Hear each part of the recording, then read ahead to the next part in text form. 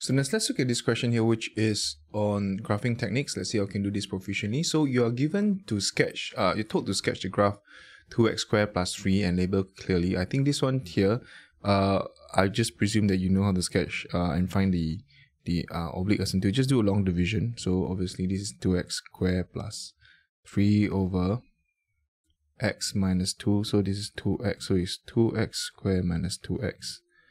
Then this will be 2x plus 3 and plus 2, 2x minus 4 minus 7. Okay, so once this is done, part 1 is pretty okay. You have y equals to 2x plus 2 plus 7 over x minus 2. So OA, oblique asymptote, will be y equals to 2x plus 2. The vertical asymptote will just be x equals to 2, where the bottom denominator equals to 2. Okay, so just sketch it out. I'm just going to use Desmos. Obviously, you can use a GC and sketch it out. Just remember that you could, you know, zoom out and just make sure that everything is in place. So this is y equals to. Now, I would suggest that what you need to do is make sure that that you plot the original graph as 2x squared plus 3. So 2x squared plus 3 over x minus 2. And make sure you zoom it out using a GC, and after which you have got x equals to 2. And plot in your oblique asymptote, which y equals to, what graph is it? 2x plus 2. So it's 2x plus 2 as such. Okay? Great. So once this is done, just make sure that you plot it properly. So I'm just going to use Desmos because Desmos is very friendly. Here you go. And this is going to be blue color.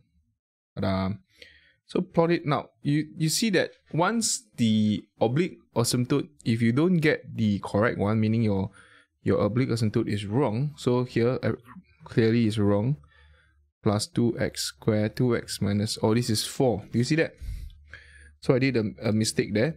So that's the reason why you should always key in your oblique asymptote here. So this is 4. And if this is 4, this will be 4 as well. So this is 4. And there will be minus 8. And there will be 11. Okay. So this is 2x plus 4 instead. So this is plus 11. 2x plus 4. Okay, so you just key in calculator like that. 2x plus 4. Great. So once done, just going to find the max point, min point, and everything here. Label it. Or they just want the equation asymptote. Okay, that's pretty okay. So that's it here. So once this is done, we are going to put this as x equals to 2. X equals to 2 here. And that will be y equals to 2x plus 4. Okay, just label everything down.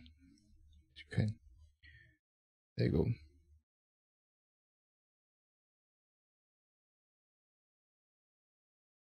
We're pretty fast. There you go. Okay. Usually I would suggest just put in all these values here. So this is negative 3 over 2, the intercept. That's about it. And the mean point you could also find by using calculator. The next part is the graph which cannot line the value here, meaning if you look at this graph here, there's this portion here where there's no y value, right? The y value doesn't exist within this portion here. So this juncture, it doesn't, but there's y value. So what is actually happening now is what you need to do is just let a horizontal line here, and you just want to test where are the values of y exist. So you just find intersections between this horizontal line and the curve there. So you just going to cannot lie. So this case here, let horizontal line let y equals to a be a horizontal line. Okay, so then what you do is just substitute y equals to a inside and find the intercept. So Hence a equals to 2x squared plus 3 over x minus 2. Okay, so that's the case there. Then just do a normal arithmetic, the manipulation, and what we want here is we want we want the line to not cut, right? Cannot line, so meaning to say no real solution. And because this is a quadratic equation here, so we're going to use hence, since no y values, okay, means no real solution. So in other words, b squared minus 4ac less than 0. You do not want to have any real solution. So b squared is minus a squared minus 4a, the discriminant, c, which is 3 plus 2a. Actually, shouldn't have used a. I should have used like k or something. So c, okay, k. This is k. Then it's not so confusing, right? K, k, and k. K. There you go. So k and k. Okay, so this case here, once done, we're gonna have k squared minus 8, 3 plus 2k less than 0. So this is k squared, 16k plus minus 24 less than 0. I think this could be factorized, hopefully. So king calculator, this part here will be 1, negative 16, and negative 24. Oh, that's could not be factorized. So they want the value of p and q, cannot lie. So this case here, you get k equals to minus 16 plus minus b squared minus 4ac over 2a. So 16 squared minus 4 times negative 24 will be 16 plus minus 352 over 2. Then after which you just divide by perfect squares. So 352 divided 25, I think could be, no, for 16. Yeah. We have 4. Yeah, there you go. So this case here,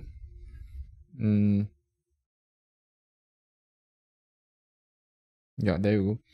So this is 4. So this will be 16 plus minus 4. 22, is it? 16. Okay, so this is 16.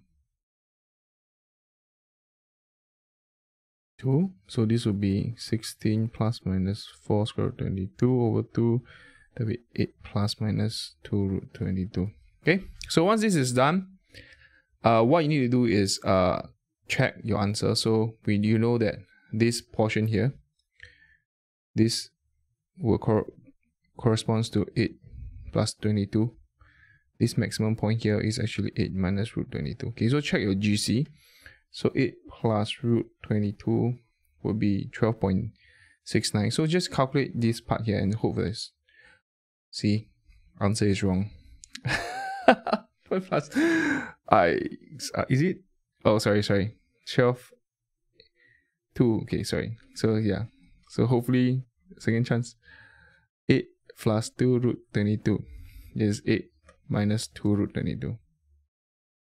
So this part here, if a key calculator, hopefully is that answer, which is 17.838. So there you go. That's the max point there. So hence, the cannot lie between p and p. So p is p bigger. P is bigger, right? So hence,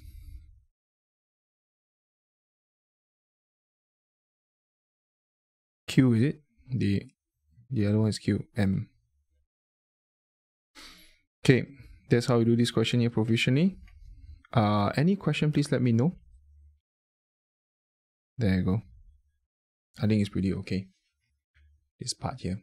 So the third part is the more interesting one, because now you have got means of graphical arguments, state the maximum number of roots the equation of this have. Okay, let's part 3. Let's try and understand what's going on in part 3. Part 3 would be kx squared, kx minus x squared minus 2x squared equals to 3. So this case here, I'm trying to change it to this graph here, this equation here, so this expression here. So this is 2x squared plus 3, and this is kx, x minus 2.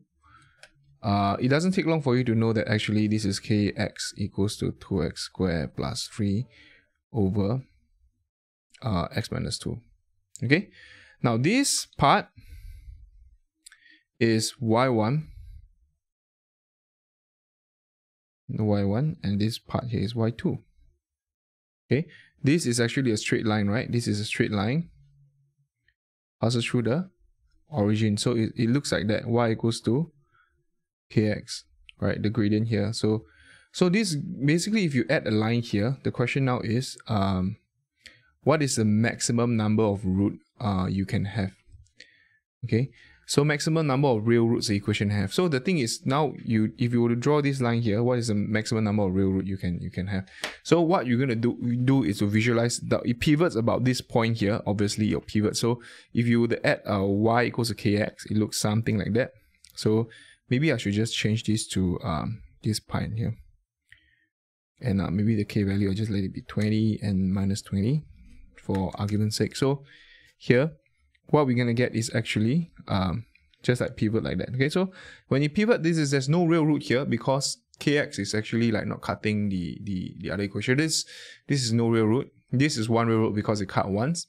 After which you cut twice, right? And after which you still cut twice. So this is like 1, and then this is twice, still twice once, and then go 0. Okay, so 0 to 2. State the maximum number of real roots the equation I have. Okay, so this is what you do. The maximum number of real roots is 2. Since the line y equals to kx cuts the curve, the graph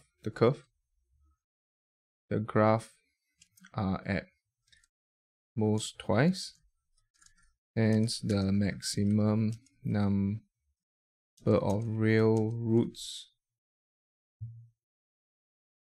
can have is twice 2. The maximum root is 2. Yeah, that's it. Okay, so this is how you do this question here proficiently. Any question or comments, please do let me know. Keep practicing, and I'll see you in the next question.